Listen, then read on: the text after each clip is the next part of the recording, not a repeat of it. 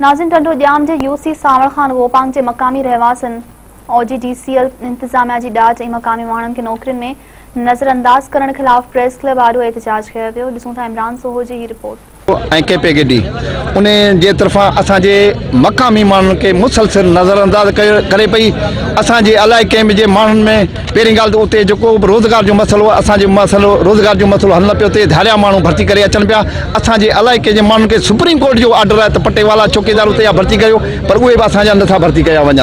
ॿी ॻाल्हि उते असां वटि जेको पाणी जो सिस्टम हिकिड़ो न कयो वञे, हिननि वॾो हिकिड़ो तलाउ ठाहियो आहे, ज़हरीलो पाणी जिते जमा पियो थिए, उन सां जर जो पाणी तक़रीबन ज़हरीलो थी वियो आहे। असांजे इलाइक़े जा माण्हू इहो पाणी वापराइनि था, जंहिंमें तमामु घणियूं बीमारियूं पैदा थियूं आहिनि, ख़ासि करे गुर्दनि जूं, कारी साई, इहे बीमारियूं पैदा थियूं आहिनि। असांजा माण्हू इलाइक़े जा माण्हू तमामु घणा बीमार थी विया आहिनि। ॿियो त माहौल जो तमामु घणो माहौल जो आलूदगी थी वई आहे माहौल जी। टेमनि ते कंदा था अचूं। इहा तव्हांखे ख़बर हूंदी 2017 जनवरी में वॾो प्लांट कूनर ते हिकिड़ो एहतियाज हुयो त उन में हज़ारे माण्हू आहे, उन ते गोलियूं हलाई हुयूं पुलिस जे तरफ़ां। ऐं हिन पोइ हिकिड़ी कमेटी ठाही त तव्हांखे असां नौकरी ॾींदासीं। उन में अॼु उहा कमेटी कराई वई, नौकरियूं कराई वयूं।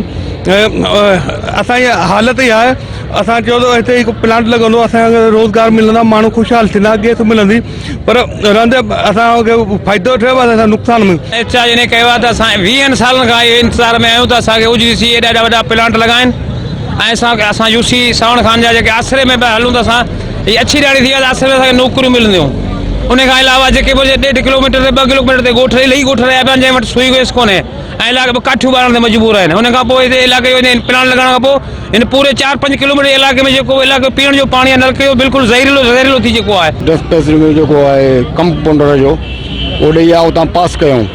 पास करण खां बिना हुजे त वरी बि ॿिया माण्हू भर्ती करे आंदऊं। असांजा छोकिरा उते ई रहिजी विया आहिनि। 3 छोकिरा आहिनि कुनर जा जेके पास थी विया आहिनि। टंडो आलम में इस्लामाबाद मां टीम आई, उन्हनि पास कया।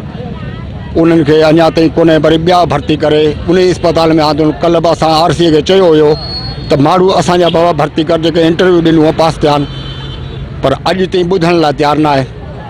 इहो MPA खे इहो ई असांजो अर्ज़ु आहे त असांजा मुतालबा मथे रसाए असांखे हक़ु ॾिनो वञे। वो OGDCL जे ख़िलाफ़ु आहे। असांजे उते जेको तर में जिथे कुनर प्लांट आहे, पसाकी आहे, जिथे जिथे या टंडो आलम मरी आहे, उते जे मक़ामी माण्हुनि खे को बि रोज़गार कोन मिलियो आहे। ऐं उते असां पंहिंजे MPA MNA साहिब खां मुतालबो कंदासीं त OGDCL इंतज़ामिया सां ॻाल्हाए असांजे मक़ामी माण्हुनि खे रोज़गार, सेहत जूं सहूलियतूं, त पढ़ण लाइ तइलीम लाइ स्कूल जूं बिल्डिंगूं ठाहे ॾिनियूं वञनि।